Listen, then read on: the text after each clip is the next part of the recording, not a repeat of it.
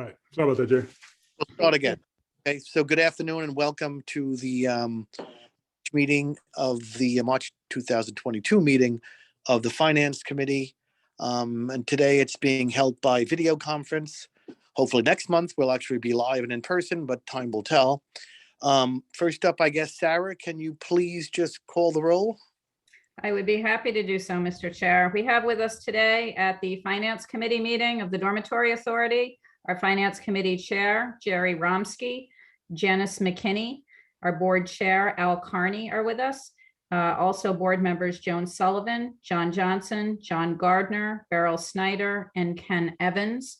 And from DASNY staff, we have our President, Ruben McDaniel, Paul Koopman, our Vice President, Kim Ellis, Portia Lee, Kathy Ebert, Nadine Fontaine, Ricardo Salomon, Dave Ostrander, Dina Amodio, Jeffrey Gordon, Deb Fasser, Amanda Nazario, Nancy DiPaolo, and myself, Sarah Richards. And with that, Mr. Chair, I will turn it back over to you. Well, thank you very much. I should start charging admission for this Finance Committee. Okay, first up on the agenda is the adoption of the meeting minutes from the February, I believe it was February 1st meeting of the Finance Committee.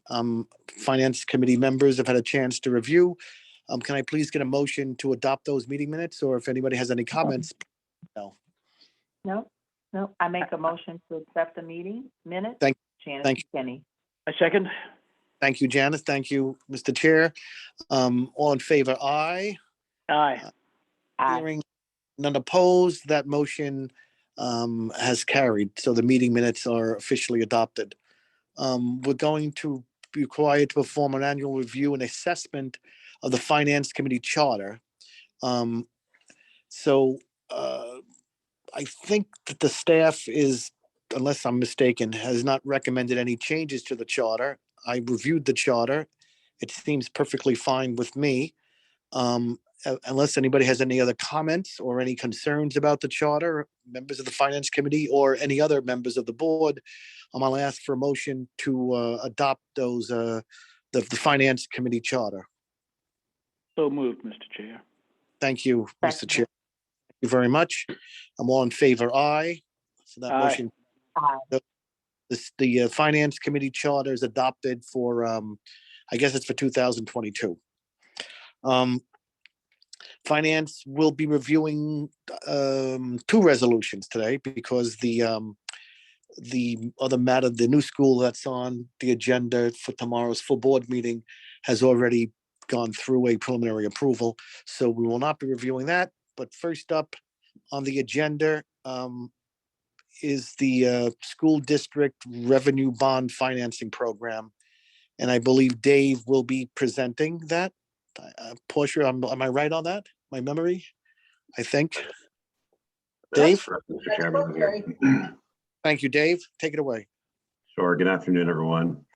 The Finance Committee is being asked to recommend to the full board the authorization of up to $750 million in bonds to be sold through multiple negotiated offerings on behalf of various New York State school districts. Excuse me.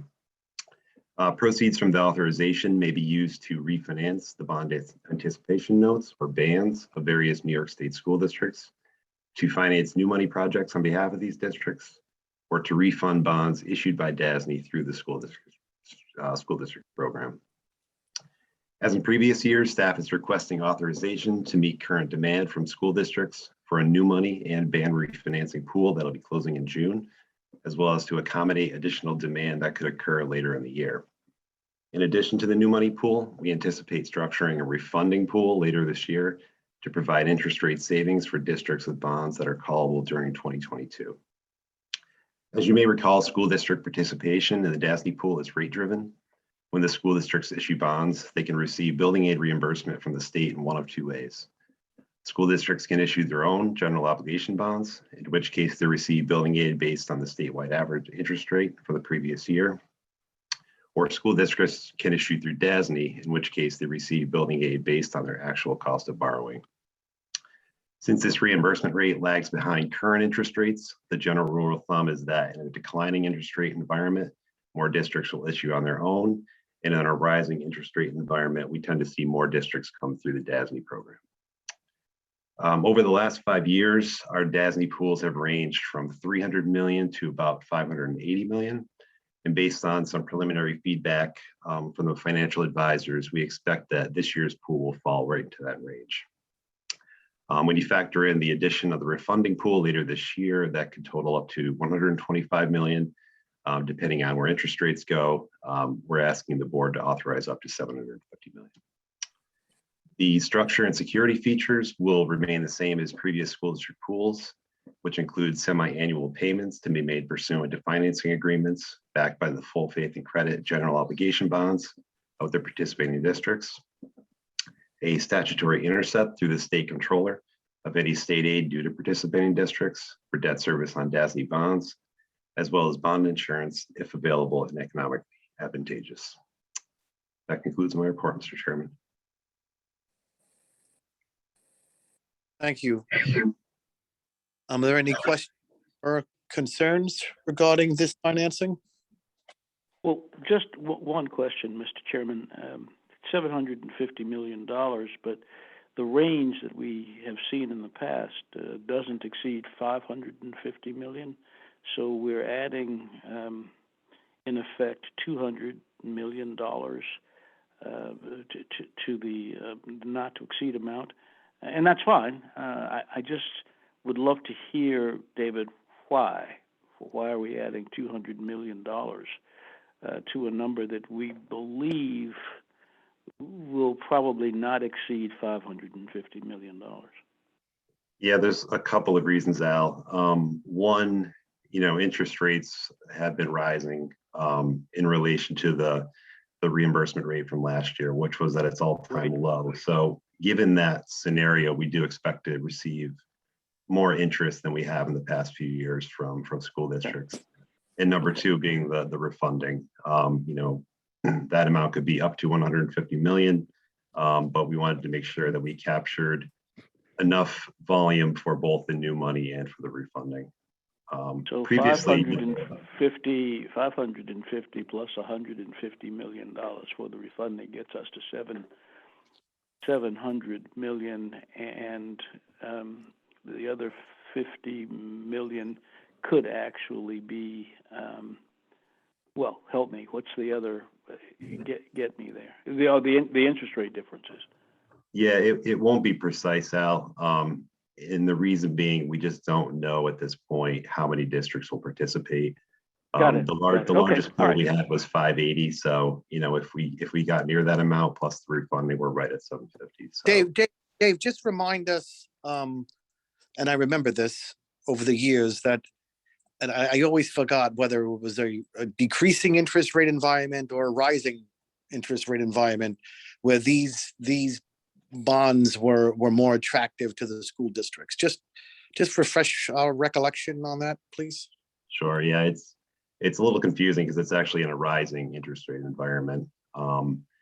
It's all goes back to the statewide average. Last year, we basically saw an all-time low in interest rates. The reimbursement rate was set at 1.5%, which is as low as it's ever been. Since that point, rates have been rising.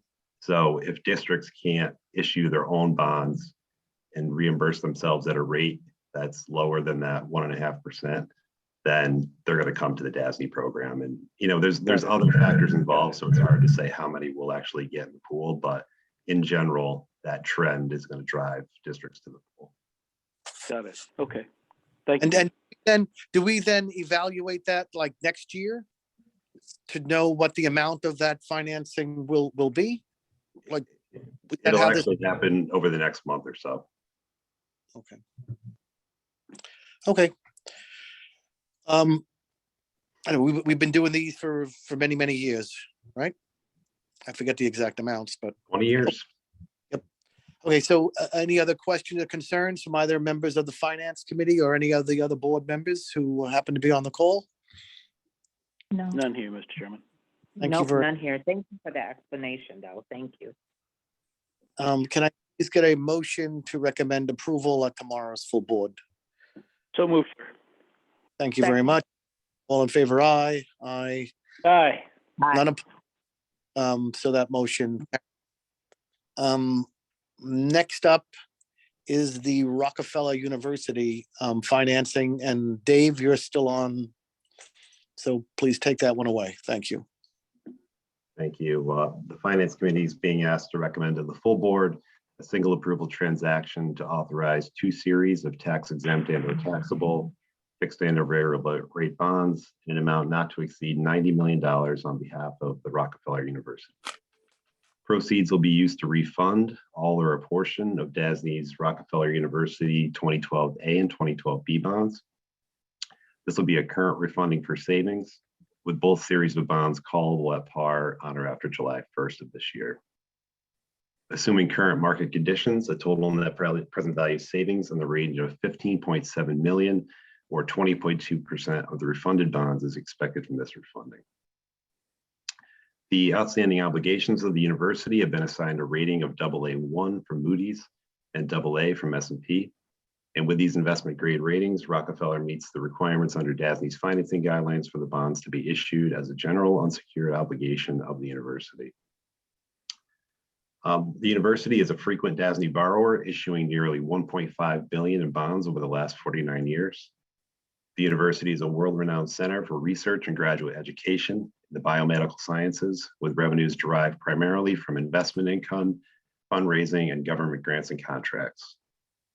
Direct research funding from government sources has averaged $88.6 million over the last 5 years, with major government sponsors including the Department of Health and Human Services and the National Science Foundation.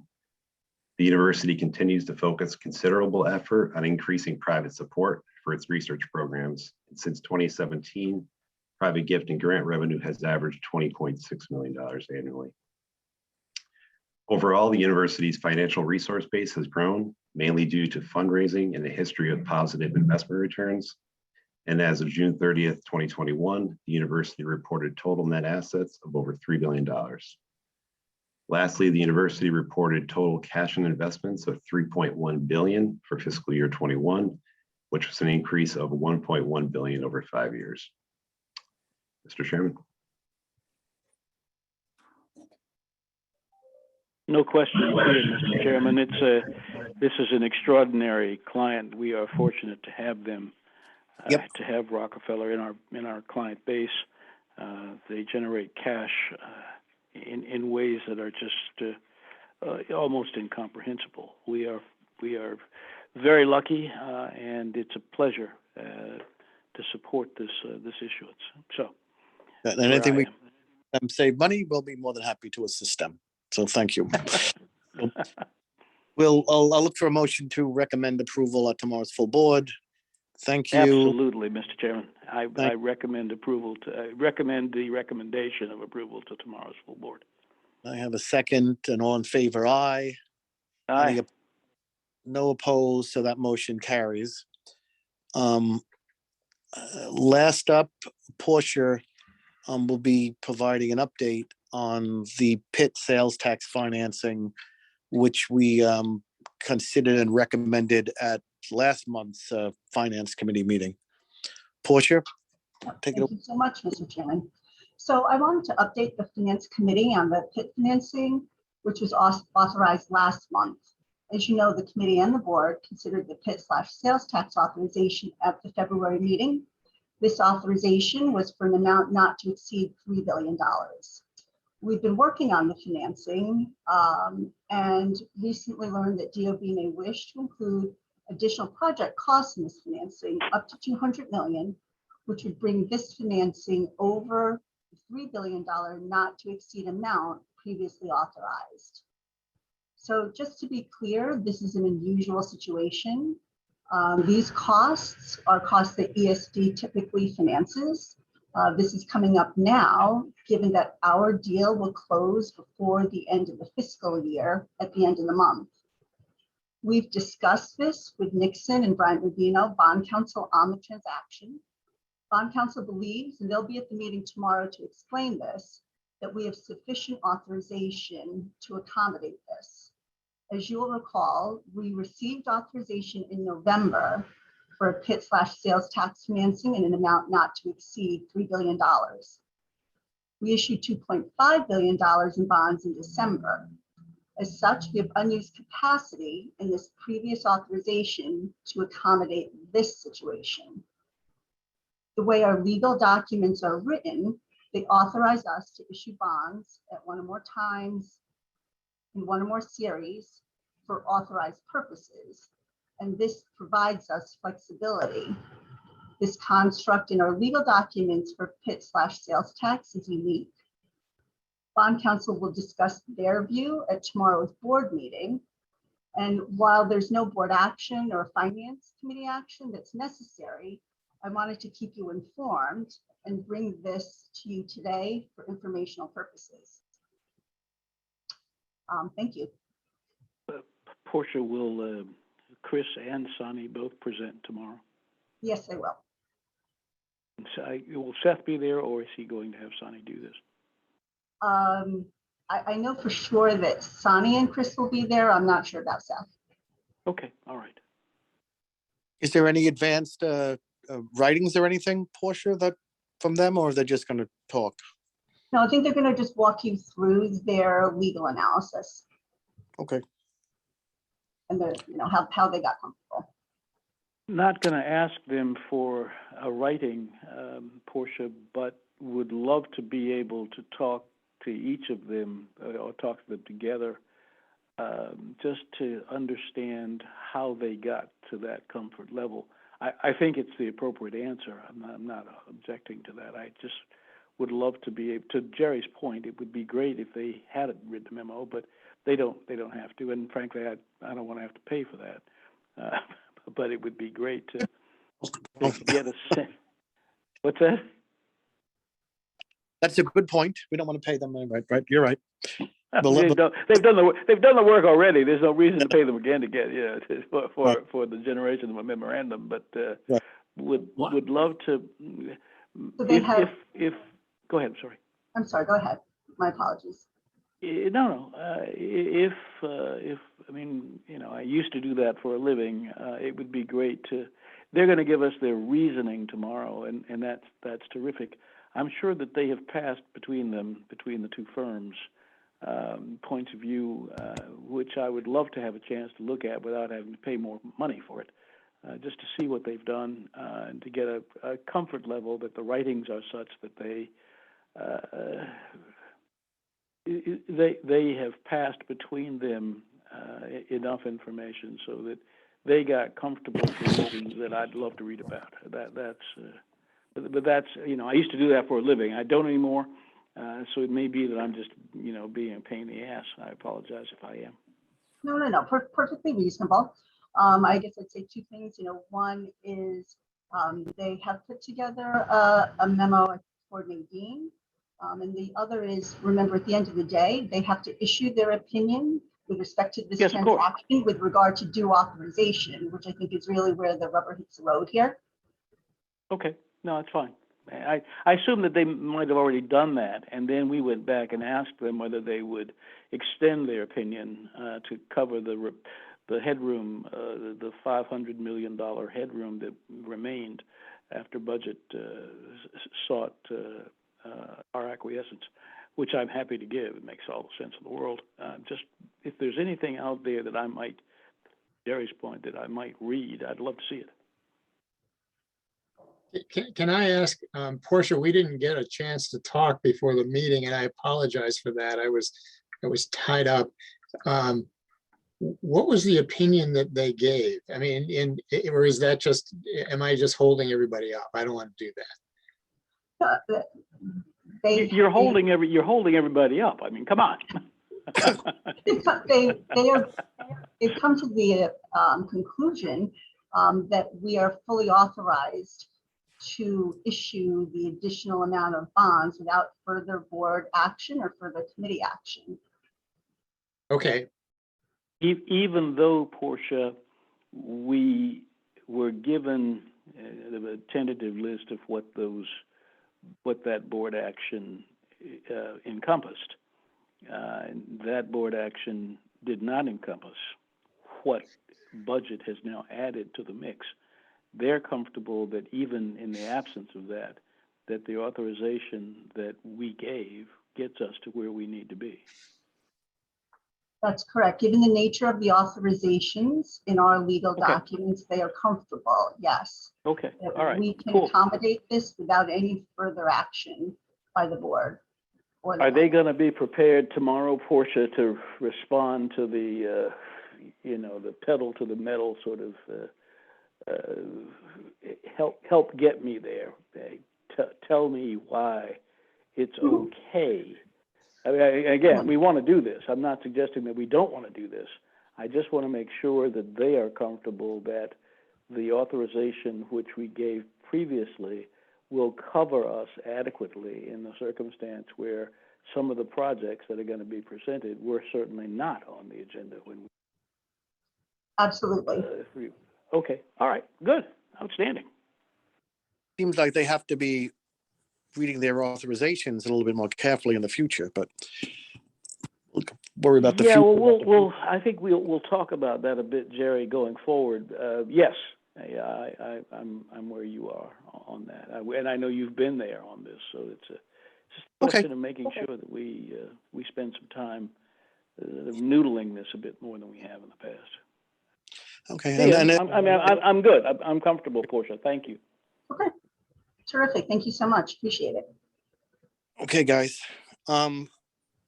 So I think that concludes the agenda, right? For today, nothing else is on. Is anything? Right, Okay. that is it for the Finance Committee, Mr. Okay. Chair. Okay, so then get a motion to adjourn. So move, sir. Thank you very much. Second, thank you. All in favor, aye. Aye. And so what's up next? There's at 4:30, the governance committee is up. Is that right, Yes. Sarah?